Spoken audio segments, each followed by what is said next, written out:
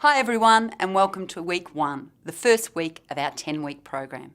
This week our focus is on counting forwards and backwards. Being able to count forwards and backwards is a very important skill for your child to master. However, often children do not make the link between the song of counting and a collection of objects.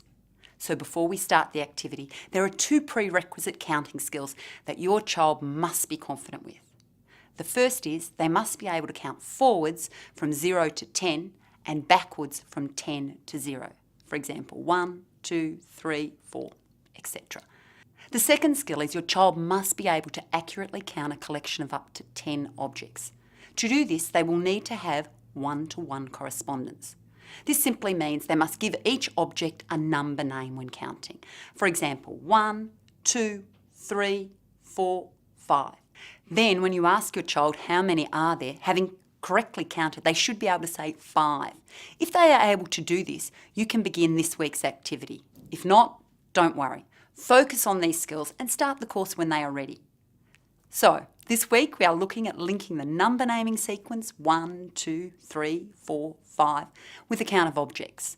Through the activity, your child will begin to see that when we add a counter, we need to count forwards. When we remove a counter, we'll need to count backwards.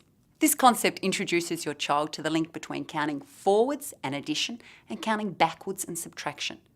This also encourages your child to see that they can break the number naming sequence and start counting forwards or backwards at any point. For example, they could start at 3 and say 3, 4, 5, 6. Finally, this week, your child will also explore 2 important ideas. Firstly, that the last number we say tells us the total number in the collection, and the idea that even if we spread, for example, 5 counters out or place them close together, there's still 5 counters. This is an important concept, and it's known as conservation of number. We are now going to show you a video of a child completing this week's activity. To give you a little bit of a background, this child has already completed the entire 10-week course and has nearly finished their first year at school. We have deliberately chosen this child as we want to show you the finished product, so to speak. We want you to see the level of understanding and fluency we are working towards. Please, do not worry if by the end of the week your child doesn't seem to complete the activity as fluently. With time and practice, they will get there. As you watch, remember to take particular note of our actions and questions. We want you to mirror these with your child. You may need to watch this video more than once to be confident. To complete the activity this week, you will need counters from your Number Doctors kit. After the video, we will reflect and suggest some modifications you can make to make the activity easier or harder. Alright, today we're going to do some counting activities. But before we start, can you show me that you can count from 0 up to 10? So start 0. What comes next? 1, 2, 3, 4, 5, 6, 7, 8, 9, 10. Very good. What about if you start at 10? Can you go backwards? 10, 9, 8, 7, 6, 5, 4, 3, 2, 1. All right, now I've got a group of counters here.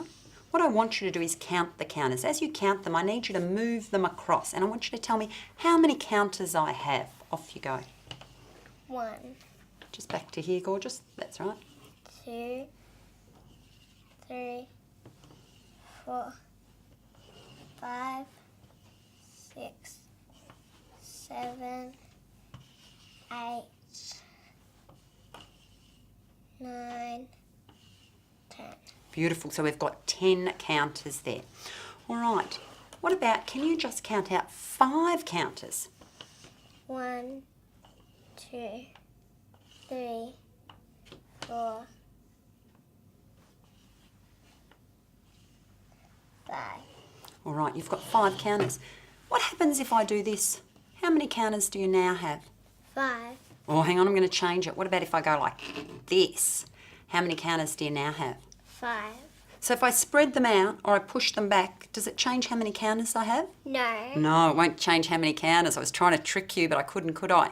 Well done. All right, now what we're going to do is we're going to play a game, and it's called Keep the Count. So you've got to watch, and if I put counters in, you're going to have to count how many. But sometimes I might take counters away.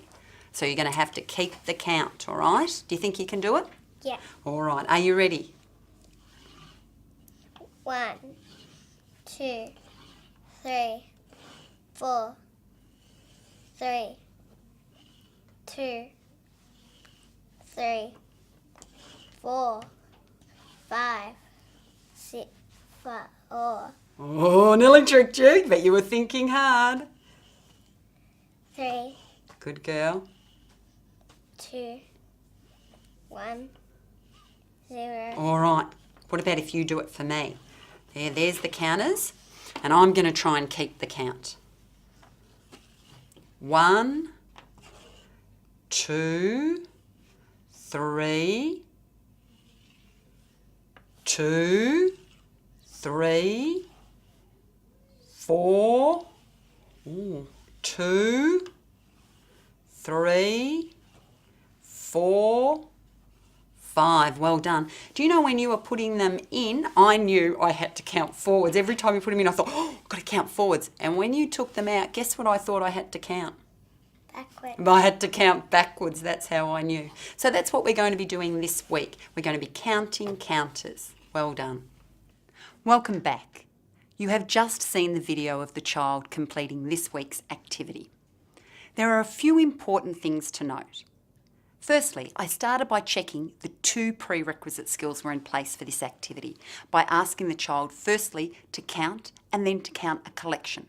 I also spread the counters out and I pushed them closer together to check that the child understood that doing this will not change the amount of counters.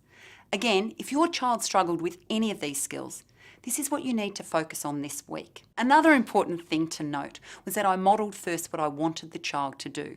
One of the things about working with children this age is they are unfamiliar with the sort of activities. So modelling the activity first can help them. Finally, note how I let the child lead the activity. This allows you to introduce and model important language and thinking strategies, like, I saw you push more counters into the pile. That's how I knew to count forwards, or I knew to count backwards when I saw you taking counters away. So what can you do if your child is struggling with this activity? Your child may be struggling with this activity because they have never had to break the counting chain before. You can support your child by only starting with counting forwards. This is always easier for children. As well, you might choose to start with only 0 to 4 numbers. This will make the activity easier initially for your child. Also, when you add a counter, if your child needs to count all the counters again to work out how many there are, that is okay. But you will need to practice oral counting with them from non-zero starting points.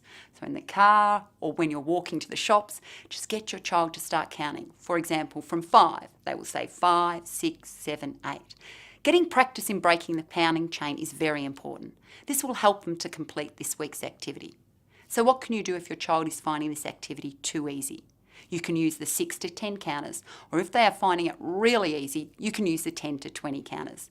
Or for something even more challenging, move 2 counters in at a time and out at a time. We hope you have a great week counting forwards and backwards with your child. Remember, if you have any questions or concerns, you can email or contact us via our Twitter or Facebook accounts. See you next week.